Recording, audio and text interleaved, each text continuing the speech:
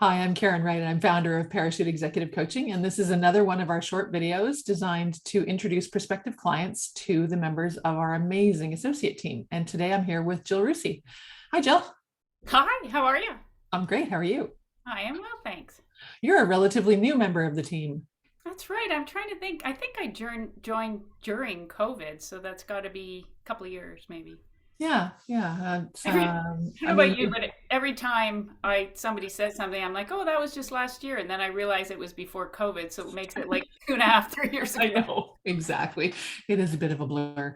But the good news is, as a group, we've been able to meet virtually and actually create some kind of fun energy and relationships between us. So I'm very, very happy to have you as part of the group.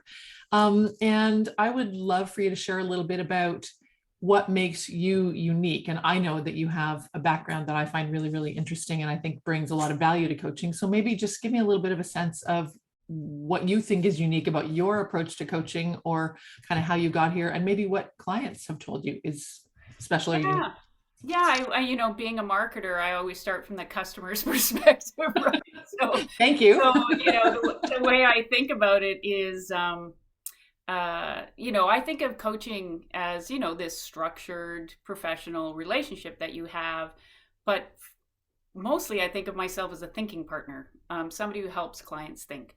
And so when I think back about what clients say to me about what is different about my approach is, as you say, part of it is I'm very practical. So I've lived on their side of the desk, Mhm. and so I'm always looking for kind of straightforward, simple, digestible steps that they can take towards their goals. And so that's probably one piece. The second piece is positive. So I myself have done a lot of research and work into positivity and positive psychology. And so I like that as a foundation to kind of understanding the ways that you hold yourself back and then how to take more positive approaches. So that's a big piece of, and just generally I think that's how I'm wired up, so that's a good mesh for me. Yeah, And I then would the say. last thing that I always hear is fun. It's I take the process of coaching, and I hope, and most of my clients, I think, take the process of coaching with a great sense of commitment, but there's a lightness to it. I think I want people to look forward to the coaching session, to enjoy the process, Mhm. and for it not to be so heavy that we can't have a good laugh and that we can't have some energy to it. So I think those are the things: practical, positive, and fun. I love it. I used to work with someone who said we need to take our work seriously and ourselves less so. No, I could Right. absolutely agree. And I Absolutely think, agree. I mean, that description of you and your approach for me is proof that you fit right in with all of the rest of the team because that is something that I too really believe. I mean, for one thing, yes, I want the clients to um, look forward to the coaching, want to make space for it, know that they're going to, it's not going to be painful. But it's also my life's work and it better be fun. Yeah. Oh, So yeah. And I purely mean, selfishly, right? yeah. Well, and I think that's a bit of how you and I connected in the first Yes. place, right? That Yeah, I think so. shared value. For sure. But the other thing you raise is something that is more of an explicit characteristic of the members of this team, which is you've been on their side of the desk. You've Mm, walked in their shoes. And I mm, know that that really matters to clients. They need to know that somebody really sees them and understands their reality and doesn't step into judgment when they can't manage their schedule or when their boss, throws them a curveball or something. exactly. Yeah. Exactly. So why does this work matter to you? Why? I mean, you had a long, long, long, Yeah. long career, consulting business, all of the things. Why coaching? Yeah. Well, I mean, I think that, I started my career by managing marketing teams here in Europe. And then, later on, so around the early 2000s, started my own consulting business that then consulted to leaders on marketing strategy and insights. But what I noticed probably about maybe 7 years ago is that the conversations that I was having with leaders was less about the strategy and more about the How do I communicate this to stakeholders? How do I influence the organization to take this on? How do I inspire my team to take up the gauntlet? Like, all these things, which are all coaching conversations. And I Absolutely. found myself gravitating more and more to those from a heart perspective. I have became very, very passionate about those conversations.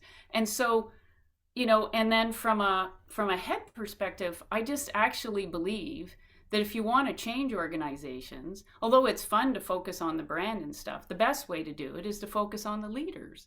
And you could see the difference. And I can feel it every time I connect with somebody. They have that insight, they make those positive steps forwards, and you just realize it's way more effective, way more productive in terms of positive change. So that's why it matters to me. It's become a real passion. I feel like it makes a difference.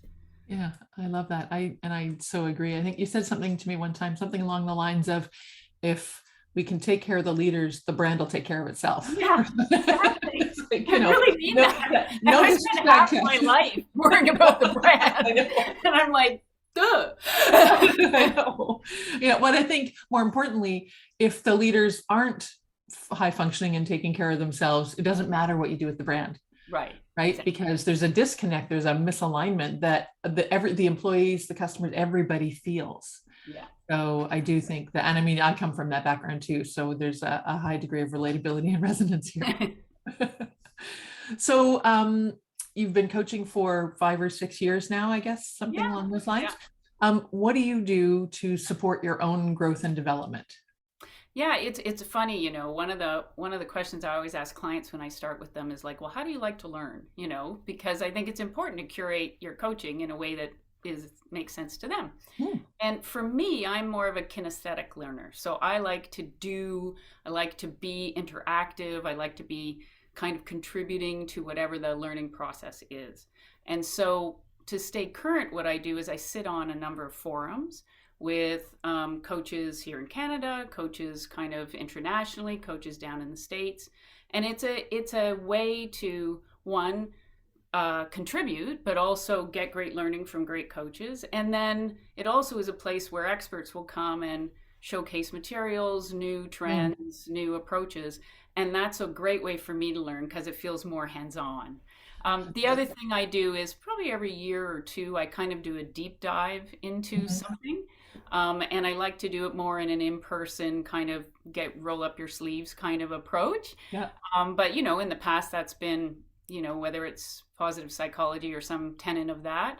And right now, I'm really interested in kind of the neuro piece, the neuropsychology, the way people learn how you build new neural pathways for change and all that kind of stuff, which I think is important in sort of leadership development. So that's kind of that's what I'm sort of deep diving into right now. Oh, that's such great stuff. And one of the people who was doing early research into the neuroscience aspect of coaching, the way they described it to me was, we've always known coaching works. Now we know why. Yeah, right. exactly. Yeah, so which great. is just, it's gratifying, but it's also like incredibly helpful, right? Great. To be able to help somebody kind of understand, well, let's try these things, and then and here's what's happening to here's what's happening to your brain. Why it's working, and this is why it's not, or all that stuff is really helpful. But it's also, I mean, part of the reason I asked that question is because of things like that, like the science in the field of human behavior and motivation is just moving so quickly, and has been since I entered the field. So I think we do ourselves and our clients a disservice if we're not always sort of tapping into something that's progressing in the field. So thanks for that. So what else should we know about you? Well, I mean, if on the personal side of life, oh my Lord, I've been married like over 30 years. Oh my gosh. Ridiculous. Childhood bride, what can I say? But that doesn't happen by accident. No. So congratulations. Proud mother of 2 20-year-olds. I love to cook. I love to golf. I love to just be really physically active, whether it's hiking, whatever. And I think the thing that's in common around those things is that I think it keeps me open. Those things help me stay creative.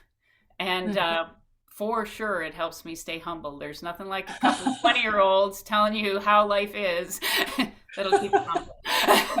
Let alone a golf course. Oh yeah, well that I'm just, I just keep vlogging my way through.